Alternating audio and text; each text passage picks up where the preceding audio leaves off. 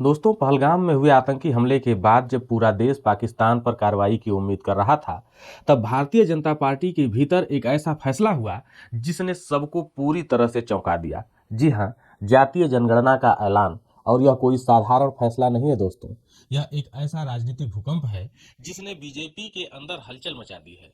कहा जा रहा है कि यह फैसला राष्ट्रीय स्वयंसेवक संघ यानी कि आरएसएस ने प्रधानमंत्री नरेंद्र मोदी की मर्जी के खिलाफ थोप दिया है। तो सवाल उठता है कि अब तक जातीय जनगणना का खुलकर विरोध करने वाले मोदी का क्या होगा, अमित शाह का क्या होगा, और उससे भी बड़ा सवाल यह है कि योगी आदित्यनाथ की कुर्सी का क्या होगा। क्या आरएसएस ने उत्तर प्रदेश में योगी आदित्यनाथ को हटाने का मन बना लिया है? क्योंकि जातीय जनगणना का फैसला बीजेपी के लिए एक दो धारी तलवार है। एक तरफ यह पिछड़ों और दलितों को लुभाने की कोशिश है ताकि समाजवादी पार्टी और कांग्रेस के गठबंधन का जो पीडीए का नारा है यानी कि पिछड़ा दलित अल्पसंख्यक, उसके समीकरण को तोड़ा जा सके। लेकिन दूसरी तरफ यह सवर्णों को काफी ज्यादा नाराज भी करने का जोखिम उठा रहा है, जो बीजेपी का कोर वोट बैंक रहे हैं। यह ऐसा फैसला है जो बीजेपी को फायदा कम और नुकसान ज्यादा दे सकता है। लेकिन इसमें भी सबसे बड़ा सवाल यह है कि यह फैसला आया कहां से। क्या यह मोदी और शाह की मर्जी थी या फिर आरएसएस ने इसे जबरदस्ती थोप दिया? कुछ अंदरूनी खबरों की माने तो यह आरएसएस का दबाव था, और यह दबाव इतना जबरदस्त था कि मोदी को अपनी मर्जी भी दबानी पड़ गई। यह कोई छोटी बात नहीं है दोस्तों। मोदी जी ने पिछले 10 सालों से देश का अजेय नेता माना जाता रहा है, आज अपनी ही पार्टी में कमजोर पड़ते दिख रहे हैं। यह फैसला बीजेपी के लिए एक पैंडोरा बॉक्स की तरह है। इसे खोलने के बाद जो तूफान आएगा उसे शायद बीजेपी संभाल भी न पाए।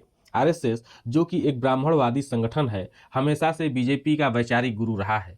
पिछले कुछ सालों में मोदी और शाह की जोड़ी ने पार्टी पर अपनी पकड़ इतनी मजबूत कर ली थी कि आरएसएस को बैक सीट पर ढकेल दिया गया था। लेकिन अब जातीय जनगणना के फैसले ने साफ कर दिया है कि आरएसएस अब चुप बैठने वाला नहीं है। यह आरएसएस का सीधा हस्तक्षेप है, और यह हस्तक्षेप मोदी की सत्ता पर एक जोरदार तमाचा है। मोदी ने हमेशा जाति की राजनीति से दूरी बनाई है। उनकी रणनीति रही है सबका साथ सबका विकास का नारा और हिंदुत्व का झंडा। लेकिन जातीय जनगणना का फैसला सीधे उनकी इस रणनीति के खिलाफ जाता है। यह जाति की राजनीति को केंद्र में ला रहा है, जिसे मोदी हमेशा से दबाने की कोशिश करते रहे हैं। तो क्या यह मान लिया जाए कि मोदी अब अपनी पार्टी पर कंट्रोल पूरी तरह से धीरे धीरे खो चुके हैं? क्या आरएसएस ने उनकी सत्ता की चाबी छीन ली है? अगर हाँ, तो यह उनके लिए एक करारी हार है। और अगर नहीं, तो फिर यह सवाल उठ रहा है कि ऐसा क्यों हो रहा है कि मोदी अब पहले जैसे ताकतवर नहीं रहे। अब बात करते हैं उत्तर प्रदेश के बुलडोजर बाबा योगी आदित्यनाथ की।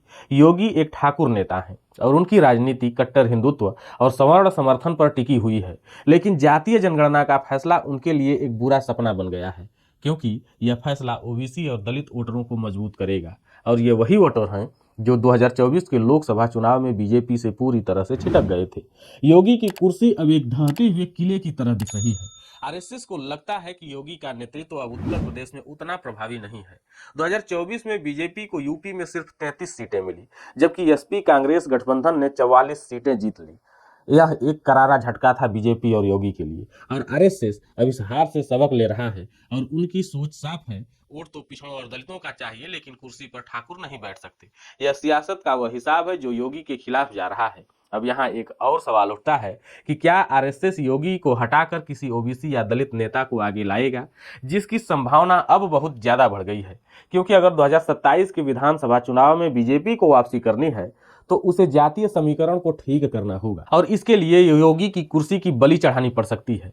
क्या योगी अब आरएसएस के सामने घुटने टेकेंगे या फिर विद्रोह करेंगे, यह देखना दिलचस्प होगा। क्योंकि योगी आदित्यनाथ जातीय जनगणना का सबसे ज्यादा विरोधी रह चुके हैं। गाते हैं सम्मान, तपोबल से भूतल पर शोर, जाति जाति का शोर मचाते केवल कायर क्रूर।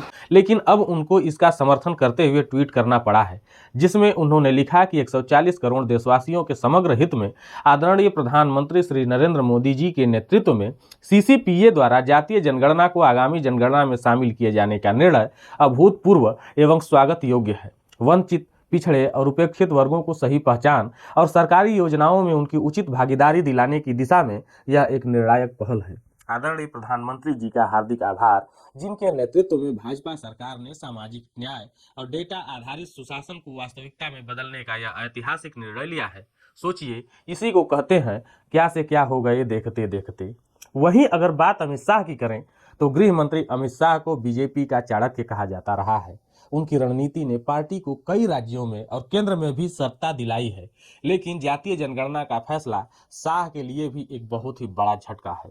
शाह ने हमेशा हिंदुत्व को आगे रखा और जाति की राजनीति को कम करके आंका। लेकिन अब जब आरएसएस ने जातीय जनगणना को हरी झंडी दे दी है तो यह सीधे सीधे शाह की रणनीति की हार है। शाह भी अब पार्टी में अपनी पकड़ खो रहे हैं। उनकी ताकत सिर्फ मोदी की छत्र छाया तक सीमित रह गई है। अगर आरएसएस ने सचमुच कमान अपने हाथ में ले ली है तो शाह का राजनीतिक भविष्य भी खतरे में पड़ सकता है, क्योंकि जब संगठन की चाबी आरएसएस के पास होगी तो शाह जैसे नेता सिर्फ कठपुतली बनकर रह जाएंगे। उत्तर प्रदेश भारतीय राजनीति का दिल है। यहाँ की हार जीत दिल्ली की सत्ता तय करती है। 2024 के लोकसभा चुनाव में बीजेपी को यूपी में करारी शिकस्त मिली थी। एसपी के पीडीए और कांग्रेस के बहुजनवाद ने बीजेपी को चारों खाने चित कर दिया था। और अब 2027 के विधानसभा चुनाव की तैयारी में आरएसएस ने जातीय जनगणना का दांव खेला है। लेकिन क्या यह दांव कामयाब होगा? एसपी का पीडीए मॉडल इतना मजबूत है कि उसने बीजेपी के वोट बैंक में सीधे सीधे सेंध लगा दी थी। आरएसएस को लगता है कि जातीय जनगणना और सामाजिक समरसता का नारा इस समीकरण को तोड़ सकता है, लेकिन यह इतना आसान नहीं है। अखिलेश यादव और राहुल गांधी की जोड़ी ने बीजेपी को कड़ी चुनौती दी है और आरएसएस का यह जुआ उल्टा भी पड़ सकता है। अगर दलित और पिछड़े वोटर आरएसएस के झांसे में नहीं आए तो बीजेपी का खेल लगभग खत्म हो सकता है। वैसे संघ ने फिलहाल के लिए जातीय जनगणना पर जोर भले ही दिया है, लेकिन उसका असल मकसद कुछ और है, क्योंकि एक तरफ जातीय जनगणना है तो दूसरी तरफ आरएसएस प्रमुख मोहन भागवत ने पंच परिवर्तन का नारा दिया है, जिसका मतलब समाज में 5 बड़े बदलाव। उनका कहना है कि जातिगत भेदभाव मिटाना और हिंदुत्व एकता बनाना उनका लक्ष्य है। एक कुआं, एक मंदिर, एक शमशान। यह नारा सुनने में बहुत अच्छा लगता है, लेकिन क्या यह सचमुच दलितों और पिछड़ों को जोड़ेगा या फिर यह सिर्फ एक और जुमला है? आरएसएस चाहता है कि दलित और पिछड़े जय श्री राम के नारे में खो जाएं और सामाजिक न्याय की मांग को पूरी तरह भूल जाएं। लेकिन सवाल यह है कि 11 साल की सरकार के बाद भी नौजवानों को नौकरी क्यों नहीं मिली? किसान आत्महत्या क्यों कर रहे हैं? महंगाई क्यों बेकाबू है? आरएसएस के पास इन सवालों का कोई जवाब नहीं है। उनकी यह रणनीति सिर्फ एक बेचारगी का नतीजा है, जिसे देश का हर बच्चा बच्चा समझता है। इसलिए जातीय जनगणना का फैसला बीजेपी के लिए एक टर्निंग पॉइंट है। यह पार्टी को बना भी सकता है और बिगाड़ भी सकता है। मोदी की सत्ता कमजोर पड़ रही है, शाह की रणनीति पूरी तरह फेल हो रही है, योगी की कुर्सी खतरे में है और सबसे बड़ी बात, आरएसएस अब बीजेपी की कमान अपने हाथों में लेना चाहता है। लेकिन क्या यह इतना आसान होगा? क्या मोदी अपनी ताकत वापस हासिल कर पाएंगे? क्या योगी अपनी कुर्सी बचा पाएंगे? क्या आरएसएस का यह दाव बीजेपी को बचा पाएगा या फिर डुबो देगा? इन सवालों का जवाब भविष्य में छिपा है। लेकिन एक बात साफ है कि भारतीय राजनीति में एक बड़ा बदलाव आने वाला है और यह बदलाव बीजेपी को उल्टा लटका सकता है। फिलहाल इस वीडियो में इतना ही। इस पर आपका जो भी विचार हो कमेंट बॉक्स में हमारे साथ साझा जरूर कीजिएगा। साथ ही अगर वीडियो पसंद आई हो तो चैनल को सब्सक्राइब और वीडियो को लाइक और शेयर भी जरूर कर दीजिएगा।